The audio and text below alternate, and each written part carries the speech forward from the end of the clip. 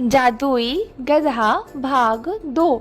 रामू और उसका गधा नंदू अब पूरे गांव में मशहूर हो गए थे। लोग दूर दूर से आते और कहते, अरे वही गधा जिसने सोना निकाला था। नहीं भाई, अब तो डंडा भी जादुई है, जिसने सरपंच की पिटाई कर दी थी। गांव में रामू को राजा रामू और नंदू को गधा मंत्री कहा जाने लगा।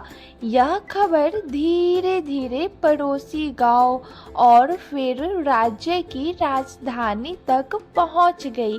राजा विक्रमादित्य, जो बहुत घमंडी और लालची था, उसने तुरंत अपने सिपाहियों को आदेश दिया, उस धोबी और उसके गधे को मेरे दरबार में पेश करो।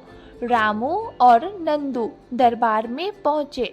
राजा ने हंसकर कहा, रामू, सुना है तुम्हारे पास जादुई गधा और वह मेरा होगा। रामू घबरा गया। महाराज, ये मेरा साथी है। मैंने इसे भूखों पालकर बड़ा किया है। मैं इसे किसी को नहीं दूंगा। राजा गुस्से में चिल्लाया, अरे ये राजा आ गया है, जो चाहे वही होगा। जैसे ही राजा ने सैनिकों को आदेश दिया कि गधे को पकड़ लो, रामू ने तुरंत कहा, डंडा शुरू हो जा।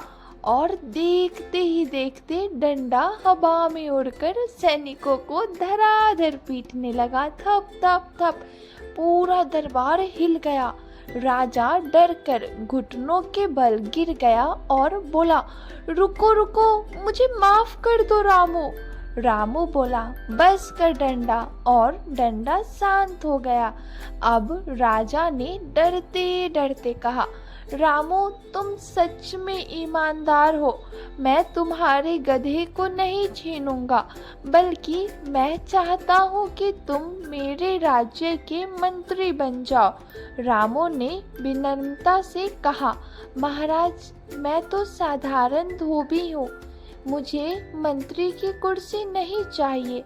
बस इतना कर दीजिए कि मेरे गांव के लोगों को कभी भूख से नहीं रहना पड़े। राजा रामू की नेक दिली से प्रभावित हुआ और पूरे गांव के लिए अन्न को खोस खुला दिया। लेकिन रामू और नंदू की खुशियों का ये सिलसिला ज़्यादा दिन तक नहीं चला। उसी राज्य में एक खतरनाक तांत्रिक कालू रहता था। उसे जब जादुई गधे और डंडे की खबर लगी तो वह जल उठा। उसने सोचा, अगर ये गधा और डंडा मेरे हाथ लग जाए तो मैं पूरे राज्य पर राज करूँगा। उस रात वह काले जादू के मंत्र पढ़कर गांव में आया और रामू और नंदू को बेहोश करके अपने तांत्रिक महल में ले आ गया। कालू तांत्रिक ने सबसे पहले नंदू को कहा, नंदू, अब दो। लेकिन गधा चुपचाप खड़ा रहा। कालू ने गुस्से में मंत्र पढ़े और चिल्लाया, अब तुझे मेरे बस में रहना होगा। इतना कहते ही उसने नंदू पर काले धुएं का जाल डाल दिया। नंदू अचानक बदल गया। उसकी आंखें गुस्से से लाल हो गई और वह जोर जोर से रेंगने लगा। रामू ने आंखें खोली तो देखा कि नंदू तांत्रिक के काबू में है। रामू रो पड़ा, नंदू, मुझे मत छोड़। रामू ने हार मानकर वही किया जो पहले करता था। जंगल में जाकर रोने लगा और तभी वही रहस्यमयी बूढ़ी औरत सामने आ गई। उसने कहा, रामू बेटा, तेरा गधा अब तांत्रिक के जाल में है, लेकिन चिंता मत कर, मैं तुझे तीसरा और आखिरी वरदान दूंगी। रामू ने पूछा, माई, क्या वरदान? बूढ़ी बोली, ये ले जादुई ढोल। जब तू इसे बजाएगा तो सच सामने आ जाएगा। झूठा इंसान बेनकाब होगा और बुरा इंसान खुद बुरी हालात में फंस जाएगा। रामू ने ढोल उठाया और तांत्रिक के महल की ओर निकल पड़ा। रामू ने महल में पहुंचकर जोर से ढोल बजाना शुरू किया। ढम ढम ढम ढम ढम। जैसे ही ढोल की आवाज गूंजी, नंदू के ऊपर का काला जादू टूट गया। उसकी लाल आंखें फिर से सामान्य हो गई और वह दौड़कर रामू के पास गया। लेकिन ढोल की असली ताकत अभी बाकी थी।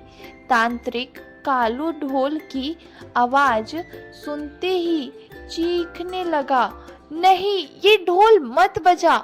लेकिन ढोल की धुन के साथ साथ उसकी सारी काली करतूतें सामने आने लगी। गांव वाले और राजा भी वहां पहुंच गए और सबने देखा कि कालू कितनी बुरी बुरी हरकतें करता था। राजा ने आदेश दिया, इस तांत्रिक को हमेशा हमेशा के लिए कैद कर दो, और कालू को लोहे की सलाखों में बंद कर दिया गया। अब रामू, नंदू और जादुई डंडा, ढोल सब गांव लौट आए। रामू ने जादुई ईंटों से गांव के लिए स्कूल, अस्पताल और कुएं बनवाए। नंदू बच्चों का प्रिय साथी बन गया। बच्चे उसे गुड़ खिलाते और उसकी पीठ पर झूला झूलते। रामू ने कहा, गांव वालों, जादू असली ताकत नहीं है, असली ताकत है ईमानदारी, मेहनत और एकता।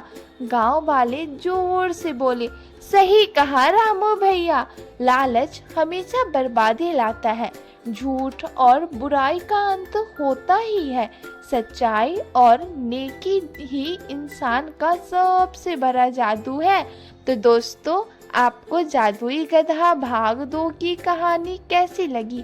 अगर आपको मज़ा आया हो तो वीडियो को लाइक करें, चैनल को सब्सक्राइब करें और कमेंट में बताएं आपको ये कहानी कैसी लगी। धन्यवाद।